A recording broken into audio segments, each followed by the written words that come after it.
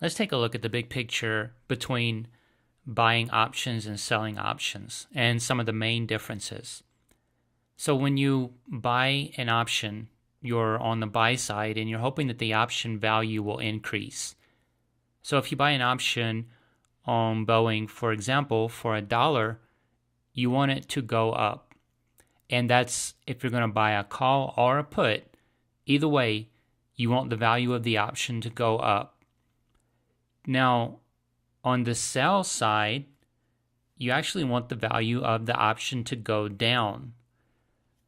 So some of the differences here is that for you to make money on the buy side, your option has to go up, or it can stay at the price that it's at, that you bought it at, $1, which is very unlikely. It's going to do something as you get to expiration.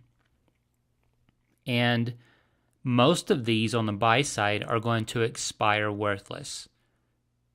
Time value is going to greatly erode them. And especially when you get to within 30 days of expiration, the options start eroding extremely quick. That's one of the most high impact times as far as the option value decreasing within that 30 days to expiration.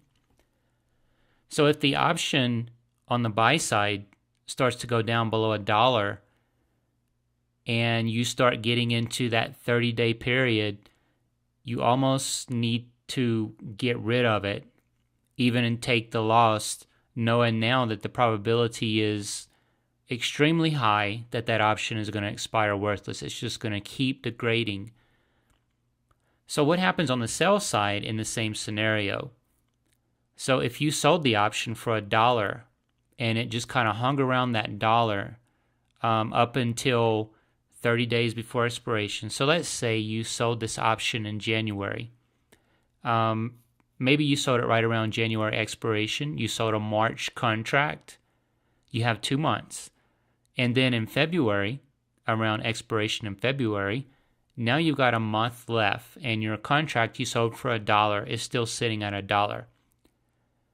Now that you're so close to expiration, you've got a very good idea that the option is going to start eroding and decreasing in value because now you're only 30 days away from expiration. And for an option seller, that's the ideal scenario. You want the option to decrease in value because although you got $1 for your option, you sold it, you get $1 put into your account immediately. Whether you keep that dollar in your account or not depends on if you hold the option until expiration or you buy it back sometime before expiration. So you may buy it back for 20 cents, and in that case, you don't get the full dollar, you get 80 cents. 80 cents is left in your account, minus the commissions that you would pay on your transaction. So let's go back to our scenario with our dollar option. So on the buy side, the option is eroding. We're 30 days. They're losing money. On the sell side, the option is eroding, and we're continually getting to a point where we're able to keep more and more and more of that premium in our account. Let's look at the other side of that scenario where on the sell side, the option actually starts going up in value. So for that to happen, the stock needs to go down. So on the buy side, the calls are losing money. So if you bought a call, that's going down in value because the stock is going down. Of course, people that bought puts are making money because the puts are going up in value as the stock goes down. And that's on the buy side. Now on the sell side, when you sell the put option and you collect premium and then the stock starts going down, and let's say it goes through your strike price, it goes below your strike price, and we're coming up on option expiration. This is a situation where you aren't really losing money because the premium's not going to get taken out of your account unless you buy the option back. The premium's going to stay in the account. So let's say we go on through option expiration with the stock below our strike. In that case, on Monday, you'll have the stock put to you at the strike price. And now you're holding the stock. You still have your premium, so you collected the full premium. and you're holding the stock. What you can do, even though your trade didn't really go the way you wanted it to because the option did not expire worthless and you had the stock put to you, you can write calls on your stock. This is called a covered call. And in that scenario, you collect premium from a call option. So you sell a call option just like you sold a put option. So even though your trade didn't really go exactly like you wanted it to, you were still able to sell a call and collect more premium. And you can keep collecting premium as long as you want on your stock, creating that covered call scenario. So that's something we'll look at a little bit more in detail later. What I just want to stress here is that how the differences in between the buy side and the sell side, and how even for the sell side, when things go wrong, you can still make it a profitable scenario because you can collect premium by doing a covered call on your stock. Whereas on the buy side, it's pretty binary. You either make money or you completely lose money.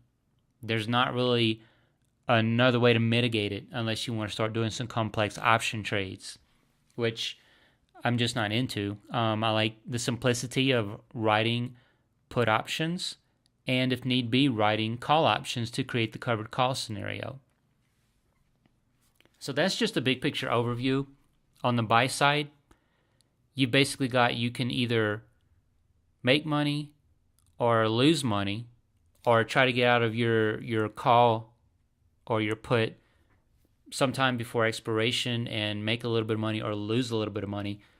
The thing is, all of those decisions have to pretty much be made before expiration. So you really kind of get under the gun to make decisions of what you want to do before expiration happens.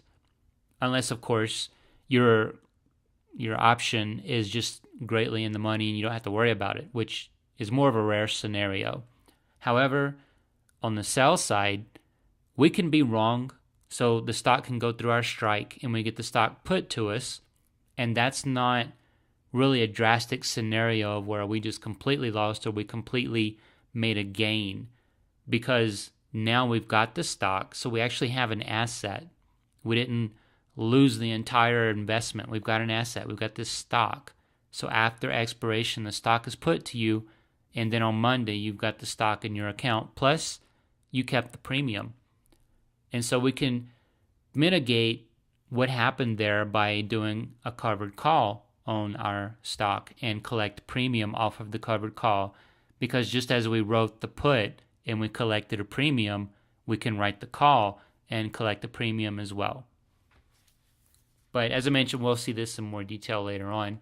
So I hope that kind of explains the bigger picture between the buy side and the sell side, and how on the sell side there is an opportunity to mitigate a trade that kind of didn't go the way you wanted it to, and you still have some pretty good scenarios that you can allow to play out. Whereas on the buy side, it's more strict, and like I said, you're kind of more under the gun to make some decisions before option expiration date.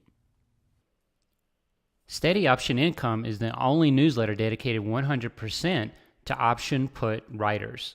If you would like to check out our daily newsletter with a great listing of high quality stocks that have high option premiums, just head on over to steadyoptionincome.com and you can sign up to our free newsletter to get an idea of what we do. And I hope to see you as a customer soon. Thank you.